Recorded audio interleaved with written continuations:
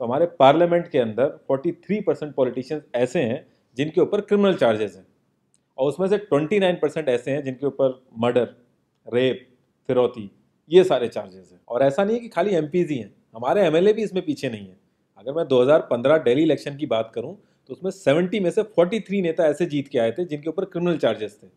और अगर करंट की बात करें तो 37 एमएलए ऐसे हैं जिनके ऊपर क्रिमिनल चार्जेस हैं। और ये ऐसा नहीं है कि किसी ने आरोप लगा दिया या एफआईआर है, ये वो चार्जेस हैं जो सुप्रीम कोर्ट के अंदर फ्रेम हो चुके हैं।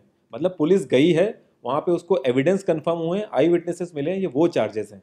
ये प्रॉब्लम तो बहुत ही छोटी सी है कि पार्टीज क्रिमिनल्स को टिकट ना दें और लोग क्रिमिनल्स को वोट ना दें, लेकिन इस छोटी सी प्रॉब्लम के लिए 1999 से लड़ाई चल रही है और अभी तक इसका सोल्यूशन नहीं हुआ है।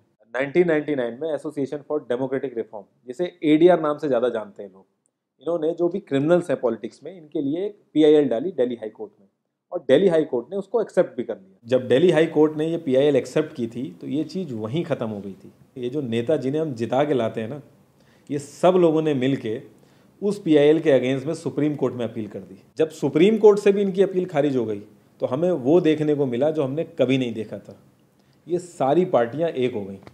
जब हमारे देश की सिक्योरिटी की बात आती है, उरी अटैक हो गया, बालाकोट हो गया, या हमले वाली सिचुएशन बनती है, तब भी ये पार्टियां एक नहीं होती।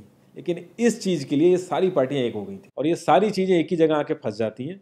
इंडिया के कानून के हिसाब से जब तक किसी भी आदमी के ऊपर फाइनल जजमेंट नहीं आता तब तक वो बेकसूर है, और उसी चीज़ का फ़ायदा उठता है। अगर कोई आईएएस पीसीएस की तैयारी कर रहा है और उसके ऊपर क्रिमिनल चार्जेस हैं तो उसे ऑफर लेटर नहीं मिलेगा, यहाँ तक कि क्लर्क की जॉब के लिए उसको दिक्कत आ जाएगी। लाखों कैदी ऐसे हैं जिन पर अभी जजमेंट नहीं आया है, जो अंडर ट्रायल है, उनको जेल में डाल रखा है।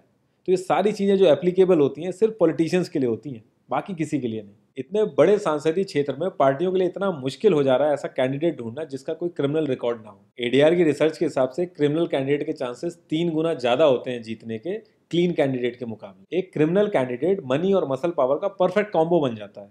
पार्टी के लिए फंडिंग इकट्ठी करनी हो, self financing, black money, campaigning के लिए फाइनेंस इकट्ठा करना हो, हर एक चीज़ में माहिर होते हैं। इसलिए पॉलिटिकल पार्टीज की ये पहली पसंद बन जाती है। पहले लोग इतनी डिमांड में नहीं थे, पहले वही भीड़ इकट्ठी करना, बूथ कैप्चरिंग, इन्हीं सब चीज़ों तक ये लोग लिमिटेड थे। लेकिन ये जैसे जैसे इनकी वर्सेटैलिटी बढ़ती गई, ये पॉलिटिकल पार्टीज की पहली पसंद बनते गए। यार पार्टीज की मजबूरी तो समझ में आती है, लेकिन कास्ट और सिस्टम फेलियर की वजह से लोगों की भी मजबूरी बन जाती है इनको वोट देना। आज की डेट में यार एफआईआर करने के लिए भी आपको जुगाड़ की जरूरत होती है, लेकिन वहीं अगर आप अपनी कास्ट वाले नेता के पास जाओगे तो आपका काम हो जाएगा, थोड़ा बहुत आपका हिसाब किताब देखेगा, आपका काम कर देगा वो। तो ये जो सिस्टम कमज़ोर है ये मजबूर करता है लोगों को इन लोगों को वोट देने के लिए, और ये लोग पूरा ध्यान रखते हैं कि ये सिस्टम कभी स्ट्रांग ना हो। अगर तुम क्लोजली ऑब्जर्व करो तो हर नेता यही तो समझाने की कोशिश कर रहा है कि सिस्टम सारा खराब है, सिस्टम में ये कमियां हैं, और मैं तुम्हें इस सिस्टम से बचा लूंगा।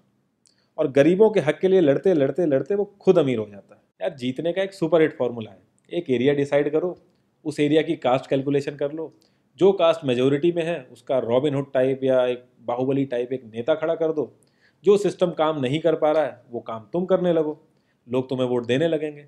इन केस अगर कोई ज़्यादा होशियार बन रहा है या लोगों में ज़्यादा समझ आ गई है तो एक छोटा सा दंगा करा दो, लोगों की मजबूरी बन जाएगा तुम्हें वोट करना। Centre for media studies CMS, इसके हिसाब से लास्ट लोकसभा जो 2019 का था उसमें 50,000 करोड़ से भी ज़्यादा पैसा इन्वॉल्व था। पूरे वर्ल्ड में इंडिया सबसे ज़्यादा पैसा खर्च करता है इलेक्शन में, यूएसए से भी ज़्यादा। तो यार तुम्हें क्या लगता है इतना पैसा खर्च करके कोई जब आएगा तो वो रिटर्न ऑफ इन्वेस्टमेंट नहीं देखेगा? ऐसे ये सारी पार्टीज आपस में कितना लड़ती रहती हैं, कितने वैचारिक मतभेद हैं इनके आपस में, लेकिन जब भी ट्रांसपेरेंसी इन पार्टी फंडिंग की बात आती है ये सब लोग एक जैसा राग अलापते हैं। ये लोग कभी भी पार्टी फंडिंग में ट्रांसपेरेंसी आने ही नहीं देंगे। एक बार जब ये लोग पावर में आते हैं ना तो पूरा का पूरा सिस्टम इनके हिसाब से चलता है, और जो पुलिस वाले इनके हिसाब से नहीं चलते ना उनका ट्रांसफर हो जाता है। 144 पुलिस ऑफिसर्स 1 लाख लोगों की सिक्योरिटी देख रहे हैं, और जब हमारे नेताओं की बात आती है तो 47,000 पुलिस वाले 14,842 नेताओं को सिक्योरिटी दे रहे हैं। अब बाहुबलियों को क्या जरूरत है सिक्योरिटी की? कभी किसी क्रिमिनल को देखा है जिसके आगे पीछे आईएएस पीसीएस पुलिस वाले जी हजूरी कर रहे होते हैं? बहुत ही वर्स्ट सीन होता है वो। हर साल रिपोर्ट्स आती हैं कि 75% से भी ज़्यादा लोगों को पुलिस पे भरोसा ही नहीं है। इंडिया एक इकलौती ऐसी जगह है जहाँ पे पुलिस को देख के इंसान सेफ फील करने की बजाय डरता है। एक 15 साल के बच्चे तक को पता है कि आईपीएल में सट्टा लगाने के लिए किसके पास जाना है, लेकिन हमारी पुलिस को नहीं पता। और ये सारा सिस्टम, ये जो वीक सिस्टम है, हमारे नेताओं को बहुत सूट करता है, क्योंकि जिस दिन ये स्ट्रांग हो गया तो इन सब की दुकानें बंद हो जाएंगी। इंडिया की 65% आबादी 35 की एज से नीचे है, जो हमारा लोकसभा है उसकी एवरेज एज है 54 और राज्यसभा की एज 63.5 है। एक दो केस अगर छोड़ दें तो आम आदमी के लिए पॉलिटिक्स में घुसने का रास्ता नहीं है। अगर आप गूगल पे सर्च करोगे ना टॉप 10 यंग पॉलिटिशियंस, तो एक भी नाम उसमें ऐसा नहीं होगा जिसका कोई फैमिली से पॉलिटिकल कनेक्शन ना हो। आज़ादी के बाद से 0.5% से भी कम पॉलिटिशियंस ने अपने बच्चों को आर्मी में भेजा है। वहाँ नहीं भेजते ये लोग। हम लोग इनसे मैनिफेस्टो में डिमांड ही कहाँ करते हैं। हम तो बस रिलीजियस मुद्दे देखते हैं मैनिफेस्टो में और खुश हो जाते हैं। इंडिया ने ब्रिटिश पार्लियामेंट्री सिस्टम अडेप्ट किया और उसमें एक बहुत ही इंपॉर्टेंट चीज़ है शेडो कैबिनेट, वो हमने छोड़ दी। इसके बारे में बहुत ही कम लोगों को पता है और ये लोग हमें पता लगने भी नहीं देते। तो इसमें होता यह है कि अगर मैं फाइनेंस मिनिस्ट्री का ही एग्जाम्पल लूँ तो जो भी रूलिंग पार्टी का फाइनेंस मिनिस्टर है उसके पैरेलली एक ऑपोजिशन का भी फाइनेंस मिनिस्टर असाइन हो जाएगा और जो रूलिंग पार्टी का फाइनेंस मिनिस्टर है उसकी एक्टिविटीज़ को ऑपोजिशन का फाइनेंस मिनिस्टर लोगों तक पहुंचाएगा। और इसी तरीके से हर डिपार्टमेंट में होता है और लोगों के लिए बड़ा बेनिफिशियल रहता है ये। क्योंकि एक छोटे से छोटे काम के लिए हमारे इंडिया में बहुत सारी मिनिस्ट्री इन्वॉल्व रहती हैं, तो एक्चुअल में किस नेता की गलती है पता ही नहीं चल पाता है। इस तरीके के बहुत सारे कॉन्सेप्ट हैं जो हम लोगों को पार्टी से मैनिफेस्टो में डिमांड करने चाहिए, क्योंकि हम लोग तो हमेशा मंदिरों और मस्जिदों के लिए ही लड़ते हैं। ये सारी चीज़ें एकदम से तो सही हो नहीं जाएंगी, लेकिन एक चीज़ हमारे हाथ में है कि यार हम कम से कम किसी क्रिमिनल को तो वोट ना दें। और ऐसा तो होता नहीं कि सारे के सारे लाइन से क्रिमिनल ही खड़े हो जाते हैं।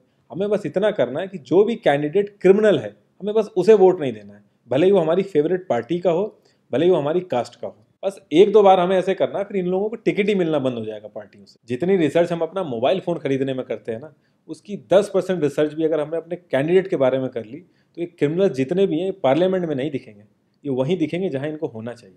लास्ट में एक ही क्वेश्चन पे मैं इस कॉन्वर्सेशन को एंड करूँगा कि पॉलिटिक्स अगर समाज सेवा है तो सैलरी क्यों, और अगर नौकरी है तो एग्ज़ाम और क्वालिफिकेशन क्यों नहीं।